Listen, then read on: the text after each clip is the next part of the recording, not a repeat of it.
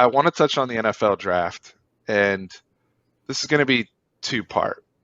My rant is more so, or my issue is these evaluations, and I know like week of draft you start hearing craziness, but these quarterbacks, and I look at Trevor Lawrence and Justin Fields and Mac Jones, and when people are gassing up, let's say Mac Jones, starting with Mac Jones, people telling me processing, processing speed and accuracy, and if you look at the draft, you have all these superlatives. You have, who has the most upside, who's the most accurate, who has the strongest arm, who's the most athletic, all those things, who's the most coachable. Why aren't we asking more questions? And this is going to sound wild, but why aren't we asking more questions about Trevor Lawrence? Because I understand the prospect he's been since he came out of high school in Georgia and the expectations he's carried and really coming for Deshaun Watson's records from jump and being motivated by that. He's 6'6", great arms, got everything. He's won a national championship his freshman year. But I feel like there's all this scrutinization with all these guys, specifically Justin Fields right now, but no one's really asking any questions about Trevor Lawrence. So I just wanted to kind of get y'all's opinion on that, because it seems to me that, what superlative would I give Trevor Lawrence if you guys are telling me that Mac Jones is the most NFL ready or the most accurate passer? It's just interesting to me. Yeah, I don't know who you're listening to. Like, I don't know who's telling you that Mac Jones is better than Trevor Lawrence or is more NFL ready than Trevor Lawrence. Nobody's more anything than Trevor Lawrence in this class. Look, Matt, I mean, I'm a fan of Mac Jones, and I think him and Kyle Shanahan together could make some magic happen in San Francisco. I think that has more to do with Kyle Shanahan than it does with Mac Jones. But no, Trevor Lawrence is far and away the best quarterback prospect in this draft class. It's not that close. He's the closest thing to a sure thing we've had coming out of college at quarterback in a long time. Nobody's a sure thing, right? I mean, guys who are expected to be legends, sometimes it doesn't work out, but I'd be stunned if Trevor Lawrence is anything short of like a perennial Pro Bowler, man. I think that dude's going to be a special player, and he doesn't really have that glaring weakness, Trent. It sounds like you feel the exact same way. Yeah, and you got to also think that he's been dealing with pressure since he was 14 years old. Like they've been saying he's the best. I remember you were the one who showed me the 8th grade video of him. Yep, I did. And the fact is that he produced, and he produced at a young age too. And you can't even them getting curb stomped by Ohio State. He was the only one who was balling still in that game. The defense was terrible. His wide receivers were dropping the ball. Things like that, and and he was still within 2 scores at one point, just off of him willing the team. So I mean, he's gonna. I think he's just ready. He's ready and willing. Urban Meyer saw it, and that's the reason why he wanted that job. Otherwise, he wasn't going to take it. He wanted Trevor Lawrence. I think Shanahan would love Fields. I think him and Fields would be great combo. With his running back scheme, his running scheme, and everything like that, just having him there. But if we're comparing him and Mac Jones, I'm not. You know me, I'm not sold on Mac Jones. I think he's a good pocket passer, but even in the new, you have to have some mobility, a little bit of mobility to escape any of the rushing. And I just don't know, man. He was just protected by that great offensive line by Alabama. We've talked about that. The center went out for the net, and the next guy stepped up, and there was no drop in play. Yeah, I don't even know who the backup center was. They didn't have an issue with how good that offensive line is. And when you have people like Devontae Smith around you, Najee Harris right behind you, it's a little bit different than when you're okay. You got to rebuild. Miami. I mean, you saw what happened with Tua. I would think that Tua's a way better pro prospect than Mac Jones. Okay, but the thing, so So Tua, though, struggled a little bit last year, Mhm. to the point Exactly. that some people have legit questions about whether or not the Dolphins should look at a quarterback and do a whole Josh Rosen, Kyler Murray type thing. And I think you should definitely give Tua another year. And Mhm. he's still really bouncing back from a really bad hip Bad injury. end. Yeah. Yeah, but the thing is, the questions that people say about Justin Fields in terms of him being an Ohio State quarterback, and Ohio State's never produced all this type of stuff. And that's why I hate the school thing, because no one's asking that question about Mac Jones and the Alabama thing. Let's be real. He's a Georgia quarterback. The coach was just too stupid to know it. He's really a Georgia quarterback. Yeah. But like the Alabama thing, like you saw Tua without the weapons when he was in Miami and asked to be a little bit more creative and not playing around Ruggs and Judy and all those guys. Like there was some struggles. Now, I will say this. What's unique about this draft, outside of all the quarterbacks are there, is you have a situation where you have a very, so Texas Homer was making a point about typically high in the draft, guys go to bad teams. That is true. However, there is a team picking in the top 3 that had like 80% of their team injured last year that was in the Super Bowl the year before. So one of these quarterbacks is getting ready to walk into a situation that is not normal for picking in the top 3. That is walking to a situation where you have Nick Bosa and all this wonderful defense coming back, and Brandon Ayuk and all these guys on offense there, and the Shanahan run game and George Kittle. Like somebody is going to inherit some real weapons and a really good team, one of these quarterbacks there. So are they looking at Mac Jones saying, hey, he's, best fit for what Kyle wants to do, those type of things? I just think that little nuance there alone, I'd much rather if be drafted 3 to San Francisco than 2 like Zach Wilson's going to end up with the New York Jets. That's where I'm looking at it. Yeah, no, I'm fascinated to see what Kyle Shanahan does on Thursday night, right? We all know Trevor Lawrence is going 1-1. We all know Zach Wilson's going 1-2. The draft really starts at pick number 3. And, a month ago, I think most people would have said Justin Fields was the likely guy to go number 3. Now it feels like Mac Jones is that guy. And then there was a report yesterday that came out that said, well, Shanahan wants Mac Jones, but the rest of the 49ers brass wants Trey Lance. So it's like, we've heard all 3 of those guys mentioned with that pick at some point or another over the last couple of months. So it is going to be fascinating. They all have their strengths. They all have their weaknesses. But yeah, it is a great situation for that guy to walk into. I mean, the team is loaded with talent, as you mentioned, Stephen, but also you've got Kyle Shanahan, who's one of the best offensive minds in the sport. So Get to learn from that guy. Like if it's Mac Jones, dude, to go from Sark to Shano, not too bad.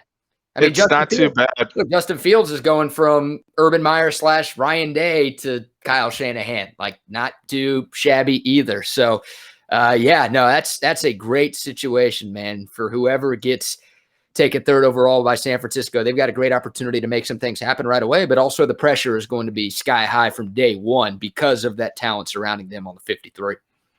So I put Dirk's comment up here, and I'll get to it in a second. We're getting ready to wrap. We'll wrap in. You guys got 10 more minutes in you? Because I'm good. Appreciate y'all. So I'm going to get to Dirk's point in a second. But the thing about the Trey Lance thing, right? Like, and this is where I just wish we would be a little bit more thoughtful in some of the critique that's being offered. Because I hear people on TV telling me Mac Jones is most pro ready. And that narrative is going on out there. Not by you in the media, BK, because I got to be careful. We got media people on the channel now. But there's other people in the media. BK's like the disrespect. Don't push me as a media person. Yeah. But we have other people in the media saying Mac Jones is the most pro ready, processing speed, his mind's great, all that type of stuff.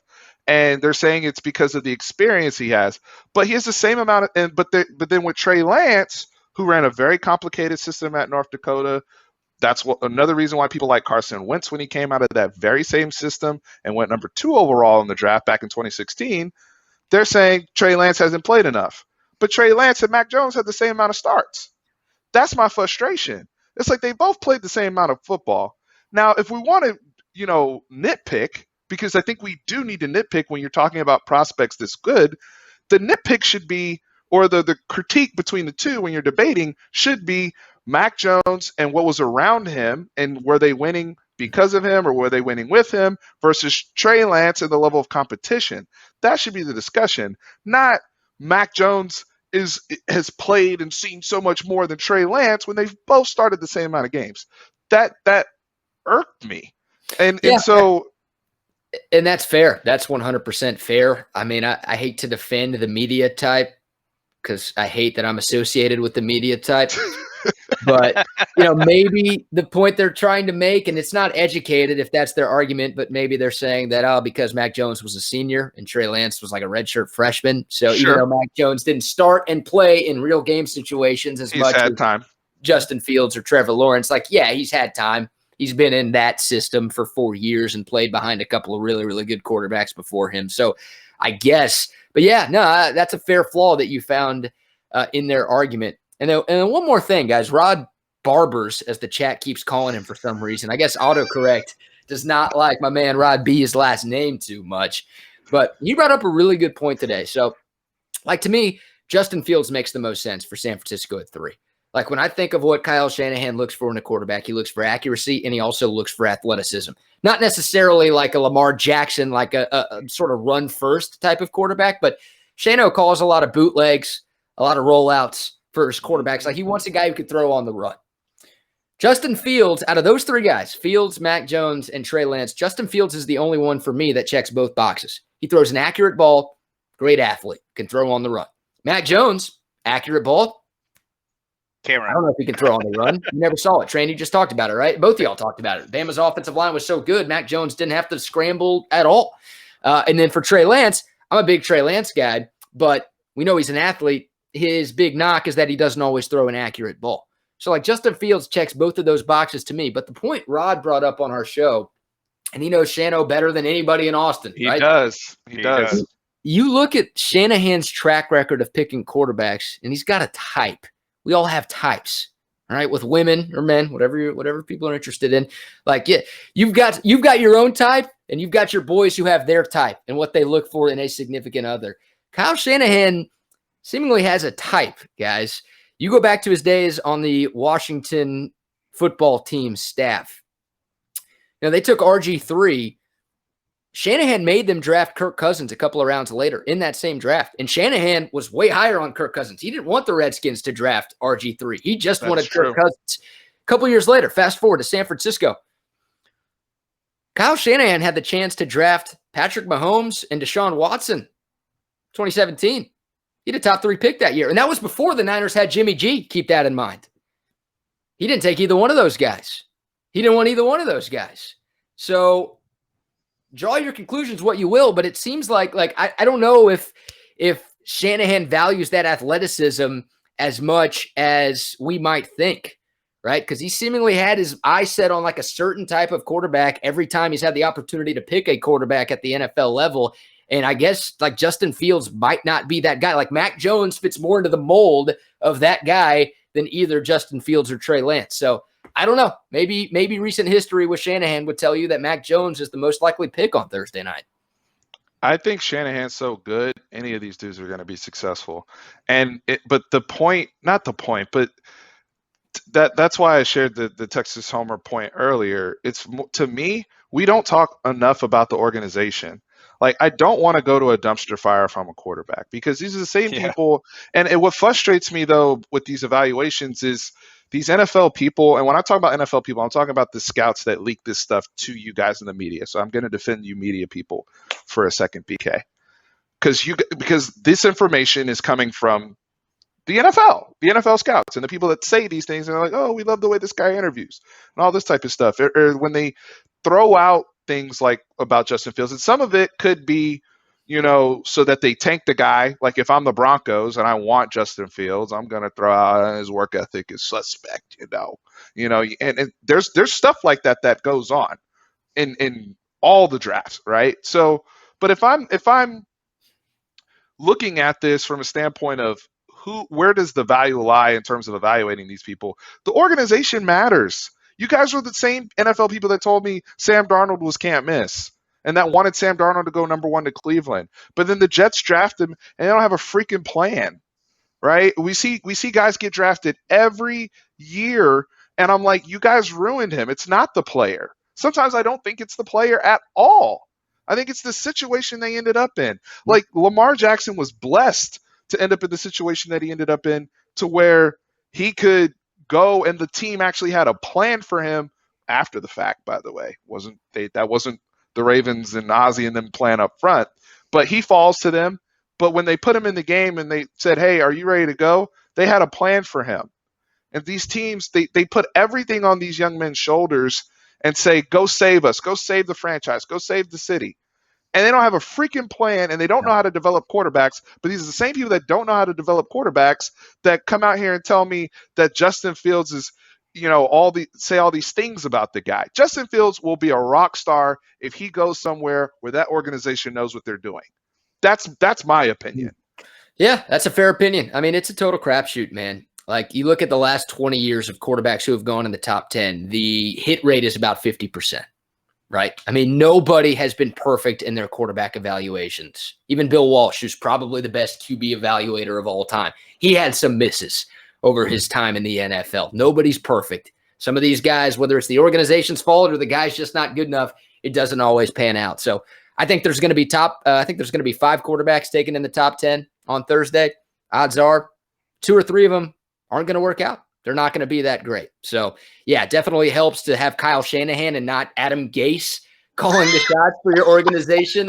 Sam Darnold walked into a shitty situation. I don't think there's any debate about that. But, yeah, the organization matters. I agree. But also, look, even a great organization, even Kyle Shanahan, with his prowess and how good San Francisco is, they take the wrong guy. If the guy just doesn't have it up here, doesn't have it athletically to succeed in the NFL, then it's a miss. It can happen even with the good organizations too. Anthony Johnson, thank you for the super chat. And, we really, really appreciate it. You guys have really come through today. Dirk made a point earlier about Trevor Lawrence and the, brand. Trevor Lawrence's brand is amazing. Okay. And, he's talking about people getting ahead of the curve again on crypto. I think he's very intelligent too. I don't think he gets enough credit for, just his intelligence and whatnot, the way Mac Jones and some other guys have. But with Trevor Lawrence, you made a very good point, Dirk, earlier about Justin Herbert. And because people were trying to tell me Justin Herbert was too smart for the NFL and he had other interests. And all we saw was this dude come in and have 36 touchdowns as a rookie for the Chargers last year. And so I'm like, hey, and Dirk was asking, is Trevor Lawrence going to come in and have that type of production right off the bat if he's, that level of a player? I think it's very, very interesting to see how this plays out. But to BK's point, you're right. There's going to be somebody, one of these dudes is going to, that's what history has always told us. Even the super legendary drafts, like the 84 draft, right? You got Todd Blackledge on there. No disrespect to Todd, who's a great college football commentator now. But he was in that 80, like he went before Marino. And he was trash. So it's like, there's somebody's not going to work. Dude, I mean, think about, what was it, 98 when Peyton Manning went number 1 overall? There were a lot of people who thought Ryan Leaf should have been the number 1 overall pick that year. It's like sometimes it just doesn't work out, whatever the reason might be. Sometimes it doesn't work out. It's literally, it's 50%. 50% of quarterbacks in the top 10, the most valuable guys in the draft, half of them taking that high. It's just not going to work out. It's crazy. Anthony Johnson, Jeff Janelle, Dr. Janelle, thank you for the donations, guys. Really, really appreciate it. BK, thank you for coming on. I got another 10 minutes out of you to have this conversation. Make sure you guys are subscribed to Brad Kellner on YouTube. And following him on Twitter as well. I know many of you do. He's got way more Twitter followers than I do. But BK, anything you need to plug? Nah, man, that's it. I appreciate you guys giving me this opportunity. You know what? I will plug one thing. I'm going to plug y'all's channel. We got to get Fanatic Perspective up to 10K. Come on.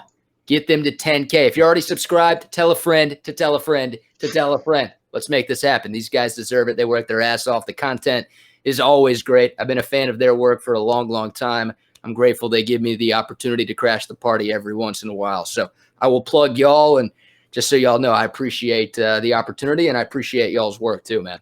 It's not crashing when you're welcome, buddy. Thanks, man. That's nice, Trent. I appreciate that, guys. A lot of fun tonight. Hopefully we get the chance to do this again soon. Thank you, guys. And remember, one's always up.